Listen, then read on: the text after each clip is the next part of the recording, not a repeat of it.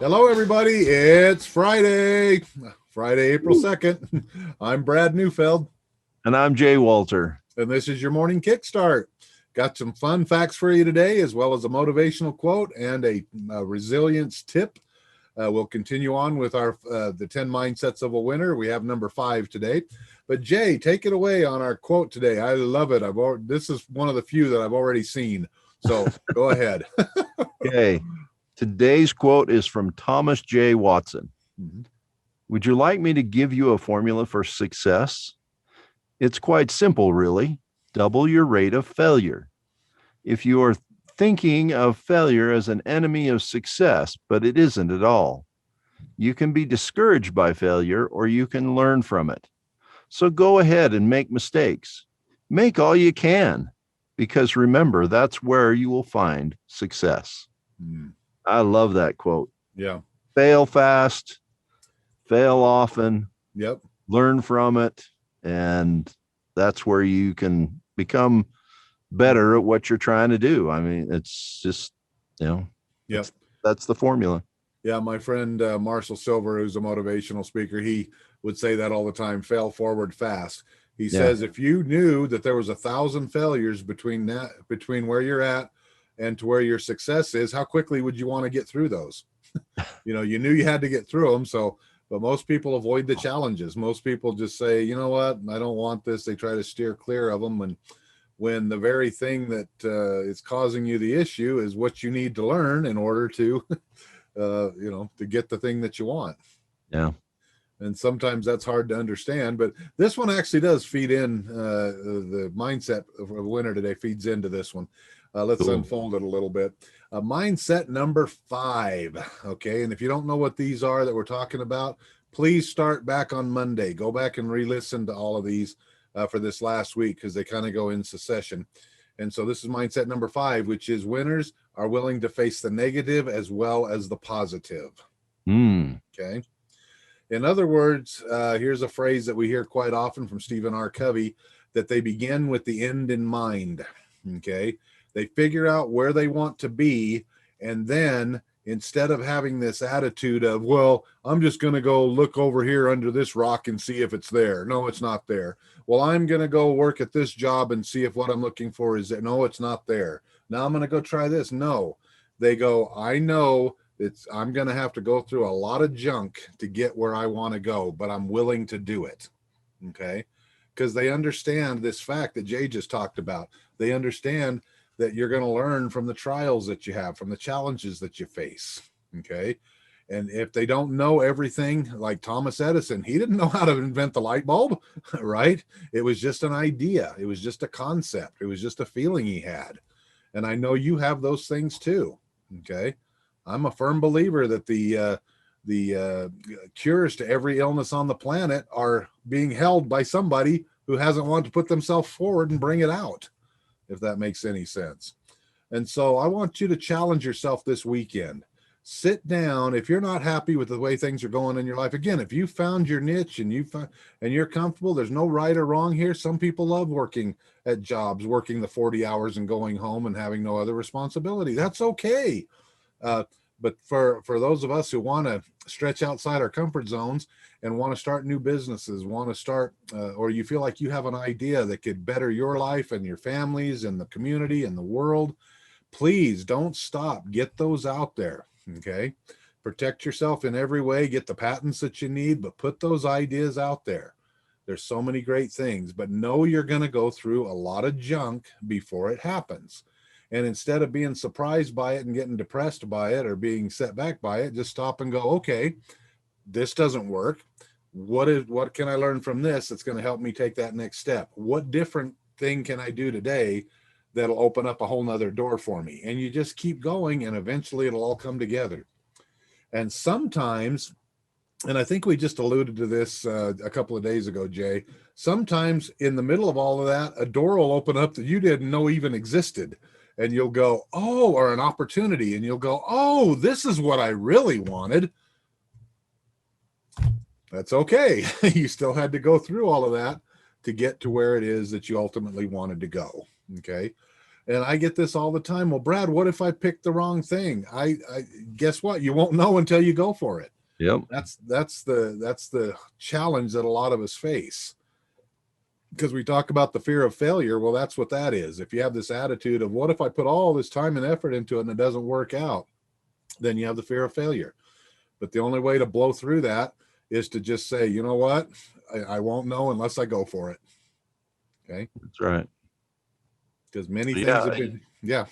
It may sound like you want to do it, and then you find out it's not something you want after you've tried and played with it and learned. Mm-hmm. Think that you've learned something. It's Yeah. not a failure. It's not something bad. You've learned from it. So, yeah. And I look at it this way. If you want to take it to, we'll just call it a spiritual plane higher.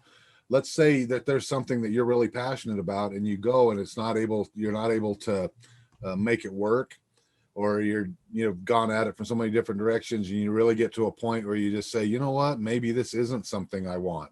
yeah. Well, think about this. Aren't you glad that happened? Because otherwise you'd be doing something the rest of your life you're not happy with. Yeah. Wouldn't you rather know now?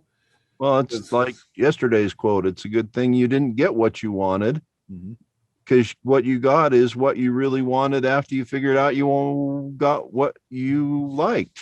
Absolutely. But you got to start somewhere, because again, a lot of times, I mean, there's so many different examples I could use, but we're trying to keep it short here. But one is like when there's times when you're going to buy a car. How many of you go to a car dealership and end up buying something totally different than what you went there for to begin with? But guess what? If you didn't start the process, yeah, exactly. If you didn't start the process, you wouldn't have ended up with the car that you really wanted. Yeah. Does that make sense? Because you got to start there. You don't have to close on the deal until you're sitting there faced with the papers sitting across from you, and you're sitting in front of the banker saying, the closing agent there saying, all right, it's time to sign, and then this will be yours.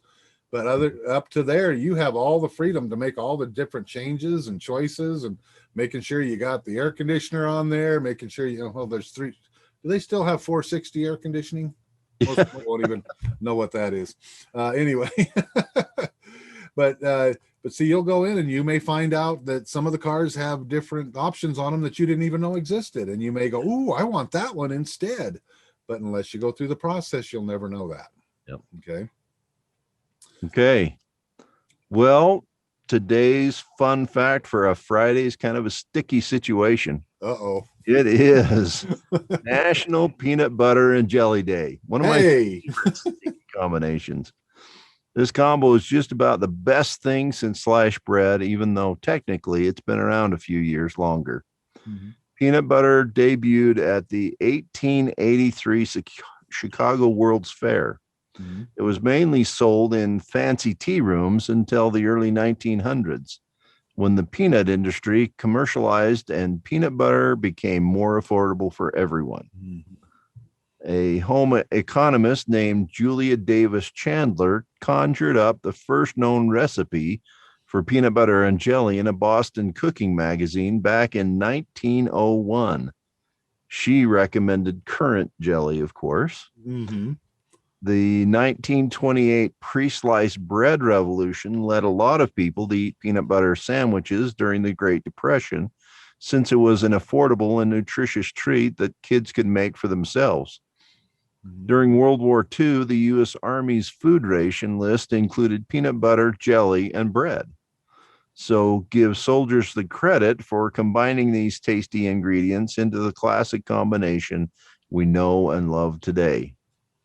They brought their recipe back home, and American children have benefited ever since. Awesome. Let's give thanks to all the PB&J pioneers. Peanut butter and jellies, an affordable, tasty, and easy lunch that we can appreciate on April 2nd. So later today, I'm going to do my toast and peanut butter and jelly sandwich, my favorite way to do it, and celebrate Peanut Butter and Jelly Day today. All right. And that's the best way to end your Friday, right? That's right. Okay.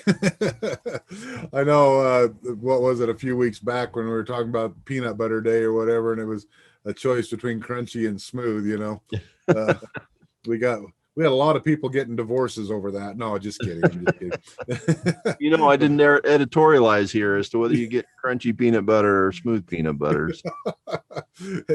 Take your pick. It's all good. That's right. You know, the thing about the PB&J, though, there's so much variety. People think, oh, it's just PB&J. You know, no, look how many varieties there are, especially with the different types of jellies there are out there. Yep. So, yeah, go for it. Well, wow. All right. Well, this is a good way to end the week. So go have your peanut butter and jelly sandwich the way you like it, and be glad that you got through the work week and that everything is good and you're going to have a solid weekend.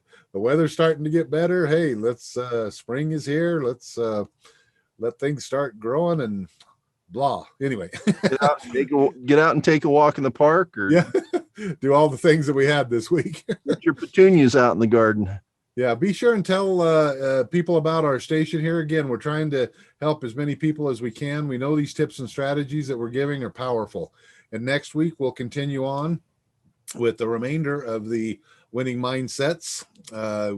Went through 1 through 5 this week. Again, if you're just hearing this for the first time, go back and listen to the other ones. You'll be glad you did. But Jay, thank you for being on here with me and putting up with me. And let's have a great weekend. Please hit subscribe if you're watching this on our YouTube channel, or if you're watching it on Facebook. Please like our channel and leave us some comments. Leave us some questions. That helps us out a lot in our quest here. So anyway, until we let's have a great weekend, and we'll see you on Monday. See you later.